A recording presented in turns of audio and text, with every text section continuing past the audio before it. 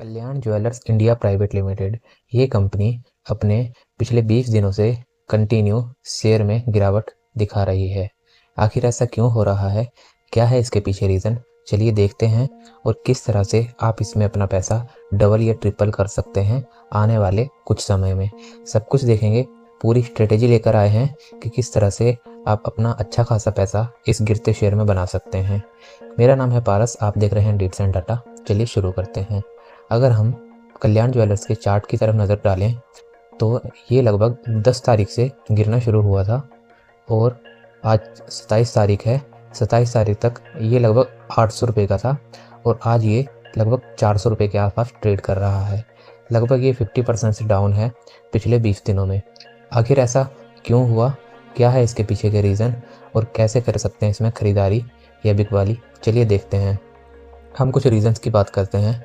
इसके गिरने के पीछे सबसे पहला रीज़न था मिसकंडक्ट ऑन सोशल मीडिया, मतलब कि इस कंपनी के बारे में सोशल मीडिया पर गलत अफवाहें फैलाई जा रही थी।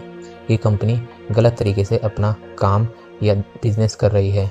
दूसरा एलिगेशन था इनकम टैक्स रेड। कंपनी की कुछ सब्सिडायरीज़ पर या कुछ ब्रांचों के ऊपर इनकम टैक्स ने रेड मारी थी, जिसका इम्पैक्ट मार्केट के ऊपर पड़ा इस कंपनी के शेयर गिराने में, जिससे मदद मिली। Allegations of inventory overvaluation. Inventory overvaluation ये होता है जब कंपनी हद से ज़्यादा सामान खरीद के पहले से रख लेती है कम प्राइस समझ के, और सोचती है कि आगे और प्राइस मिलेगा, बढ़त होगी, महंगा होगा, तो मैं अपना सस्ता जो सामान खरीदा हुआ है उसको महंगे प्राइस पे बेच पाऊँगा। लेकिन असल में हुआ क्या कि जो इन्होंने इन्वेंट्री यानी सोना चांदी खरीद के रखा हुआ था उसका प्राइस गिरने लगा। कंपनी ने सोचा था कि 1 लाख रुपए के आसपास वो चला जाएगा, लेकिन वो बल्कि नीचे गिरने लगा मंदी के कारण।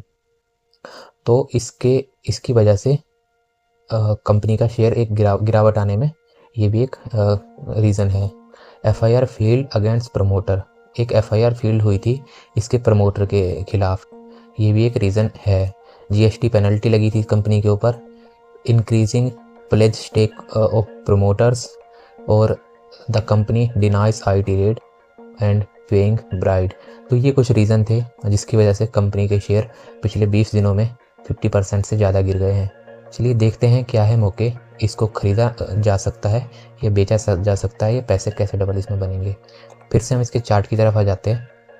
जैसा कि मैंने आपको बताया, पिछले 20 दिनों में इस कंपनी के चार्ट में अच्छी खासी गिरावट देखने को मिली।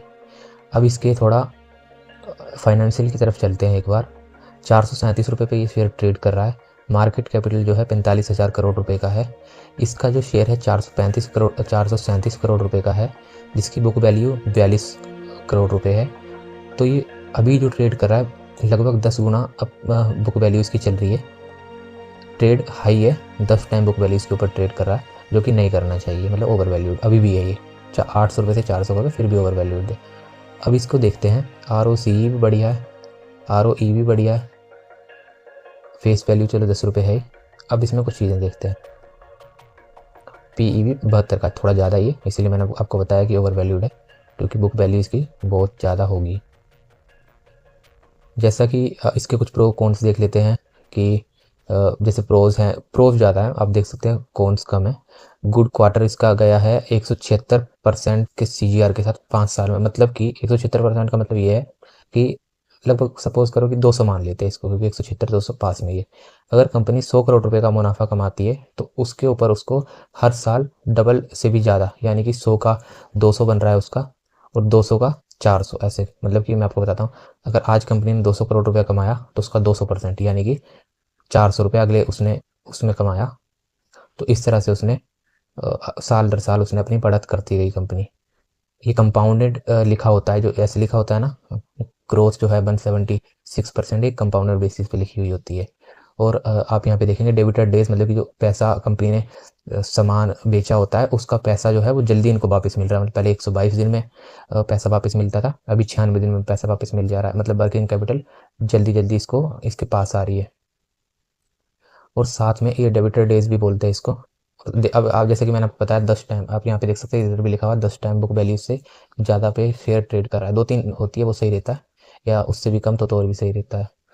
अब आप यहाँ पे देख सकते हैं कि रिटर्न ऑन इक्विटी 12% का, जो कि थोड़ा हम कम बोलेंगे इसे, आप ये देख सकते हैं लो रिटर्न ऑन इक्विटी। तो प्रोस तो ज़्यादा है बट कॉन्स कम है। जब कंपनी के पास अच्छा खासा पैसा आ रहा है मतलब कि कंपनी ग्रोथ करने वाली है, ग्रोथ करेगी ये कंपनी, और नाम भी बहुत बड़ा है इसका। अब मेन चीज़ देखते हैं कि इसके फाइनेंशियल कैसे हैं। आप यहाँ पे देखेंगे 28 क्वार्टरली बेसिस पे देख रहे हैं, अभी ईयरली बेसिस नहीं है, मैं आपको फिर से बता रहा हूँ, क्वार्टरली बेसिस देख रहे हैं। 28, 3400, 2800, 3300, 3400, 3800, 3300, 4300, क्वार्टरली वाइज बढ़ रहा है। आप देखो 4400, 5200, 4500, 5500, 6000, ये क्वार्टरली वाइज बढ़ा। उसके ऊपर इसका प्रॉफिट देख सकते हैं आप, ये भी क्वार्टर वाइज बढ़ा। अब ईयरली वाइज देखते हैं जो मेन होता है, 18, 19, 20, 18 से 25 तक देखते हैं, 24 तक देखेंगे। 10,000, 9,000, यहाँ पे कोरोना हुआ था, कोरोना काल चला था यहाँ पे, तो थोड़ी गिरावट आपको देख सकते हैं। उसके आगे 10, यहाँ पे 8, थोड़ी सी यहाँ पे मंदी आई होगी। उसके बाद 10, 14, 18, फिर 21। पिछले 3-4 सालों में 10 से हुआ 14, फिर हुआ 18, फिर वो अभी 21 हो जाएगा। अब इसका नेट प्रॉफिट देखो, 141, इधर 5 हुआ था, उसके बाद 41। जैसे कि मैंने आपको बताया पिछले 4-5 सालों में, इससे पहले तो जैसा भी ये कुछ तब नहीं होगा इसका नाम, तभी नेगेटिव भी चला हुआ है। लेकिन आप यहाँ पे देखते हैं 224, 432, 600 लगभग, और 626 इस साल। इस साल क्यों? क्योंकि इसकी जो गलत खबर है उसकी वजह से। तो आप यहाँ पे आप देख सकते हैं कि कंपनी का बुरा कुछ भी नहीं है, अच्छा खासा पैसा आ रहा है, एक ठीक ठाक सा रिवेन्यू जनरेट कर रही है कंपनी, फ्लैट सा बोलेंगे इसको, फ्लैट भी नहीं बोलेंगे, बढ़ ही रहा है। आप देख सकते हैं क्वार्टरली बेसिस पे 2000 से 6000 तक हो गया, मतलब कि हर साल बढ़ ही रहा है कुछ ना कुछ। आप यहाँ पे देख सकते हैं 2010 में 10,000 था, 21,000 हो गया, डबल हो गया। 2018 में 5-6 सालों में अगर रिवेन्यू डबल हो रहा है बहुत बड़ी बात है।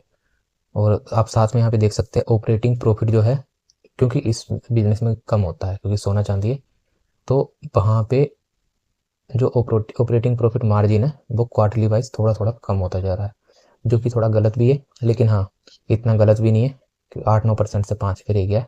खर्चा कंपनी ज़्यादा कर रही है, आप यहाँ पे देख सकते हैं 6,000 करोड़ के ऊपर 5700 करोड़ रुपए का तो इसने खर्चा ही कर दिया, क्योंकि इन्वेंट्री मैनेजमेंट और काफ़ी चीज़ों में, सोशल मीडिया एड्स वगैरह में काफ़ी खर्चा कर देती है कंपनी। आप देखते हैं कल्याण ज्वेलर्स का अमिताभ बच्चन और ये सब लोग ऐड करते हैं, तो खर्चा इस बार ज़्यादा हो गया, इसीलिए हो गया।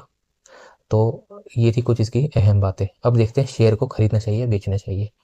तो सबसे पहले मैं आपको बताता हूँ कि इसे बेचेंगे नहीं हम, खरीदेंगे। क्यों खरीदेंगे? आओ दिखाता हूँ। ये है इसका चार्ट, ये चार्ट आप यहाँ पे देख सकते हैं, ऐसे करके गिरा, ये गिर गया अभी। अब आपको क्या लगता है कितना गिरेगा? ये 200 पे आ जाएगा, 100 पे आ जाएगा? ऐसा तो होगा नहीं। अब ये पेटीएम का देखो, ये पेटीएम का था यहाँ पे कभी 1900 के आसपास, यहाँ तक आ गया। उसके बाद तुरंत ही थोड़ा सा उठ गया, थोड़ा सा नहीं उठा, असल में चार्ट में थोड़ा सा दिख रहा है। 558 से 800 हो गया, 300 रुपये, मतलब कि 60%। 60% का रिटर्न इसने जल्दी से दिया। उसके बाद गिरा, उसके बाद गिरा, आप यहाँ पे देख सकते हैं 2022 से 23 निकला पूरा, 23 भी खत्म हो गया, 24, लगभग 2 साल हो गए आपके इधर। इस बीच आपके 2 साल हो गए, स्टेबल सा चलता रहा, फिर गिरा थोड़ा सा। यहाँ पे आप देख सकते हैं फिर से गलत खबर आई थी, पेटीएम ने अपना सारे जो बैंक थे उसका पेटीएम पेमेंट बैंक बंद कर दिया, उस खबर से गिरा। उसके बाद थोड़ा सा स्टेबल यहाँ पे चलता रहा चलता रहा। फिर आप देख सकते हैं फरवरी 24 से लेकर फिर जून जुलाई अगस्त तक ये यहाँ पे गिरा रहा, ऐसे फ्लैट सा चलता रहा। अब यहाँ पे देख सकते हैं कुल मिला के अगर ये खबर नहीं आई होती तो इसका शेयर यहाँ पे ऐसे करके फ्लैट ही चलता रहता। लेकिन अब आप यहाँ पे देखो, यहाँ से रिकवरी आती है एक, जो कि 1,000 रुपये पे चला गया, 400 से 1,000 पे, डबल से ज़्यादा स्टेबल सा चल रहा था इसलिए। अब आपने क्या करना है, जैसे कि कोई भी कंपनी है जिसका जो चार्ट होता है, अगर वो गिरावट आ गई एकदम से और स्टेबल चला, उठने लगा, तो नहीं खरीदना कभी भी। जैसे यहाँ पे उठता जाता है, मान के चलो ऐसे ऐसे गिरा और ऐसे उठ गया, तो वहाँ पे नहीं खरीदना। जैसे कि यहाँ पे गिरा है और यहाँ से उठने लगे, इधर से नहीं खरीदना होता। आपने कभी भी कोई शेयर खरीदना है तो वहाँ पे खरीदना है जब कोई शेयर गिर जाए, उसके बाद वो स्टेबल ऐसे सीधा सीधा चलता रहे।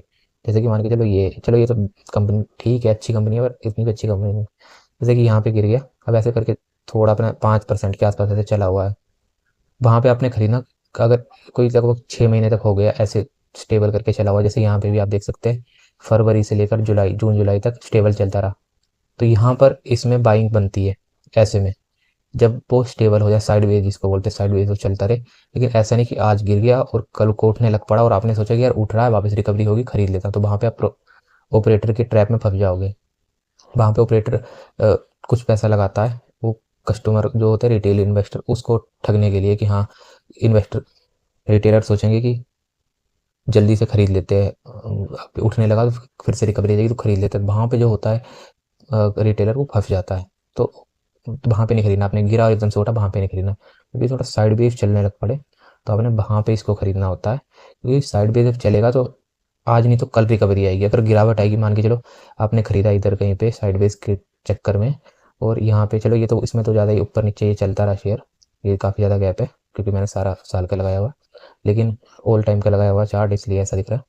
लेकिन यहाँ पे कहीं पे आपने कुछ नहीं करना इस शेयर में। जब जो ये अपना कल्याण ज्वेलर्स का शेयर है 436 पे ट्रेड कर रहा है, आप यहाँ पे देख सकते हैं बाइंग और सेलिंग दोनों भर भर के आ रही है। इसके बीच में आप यहाँ पे देख सकते हैं एकदम स्टेबल से चला हुआ था, कोई बाइंग सेलिंग नहीं है, यहाँ पे ज़्यादा सेलिंग दिखा रहा है ये। तो आपने क्या करना है, जब ये ऐसा ऐसा चार्ट हो जाएगा ना प्लेन, ना बाइंग होगी ना सेलिंग होगी, वहाँ पे आपने खरीद लेना है। खरीदने के बाद आपने 10% का एसएल डालना है। मैं वैसे 1.5% बोलता हूँ, लेकिन ऐसे शेयर में 10% का डालो। 10% का एसएल डाल के छोड़ देना आपने। अभी नहीं खरीदना है, 400 के नीचे आएगा तब खरीदना है। 400 के नीचे जब भी आएगा आपने खरीद लेना है।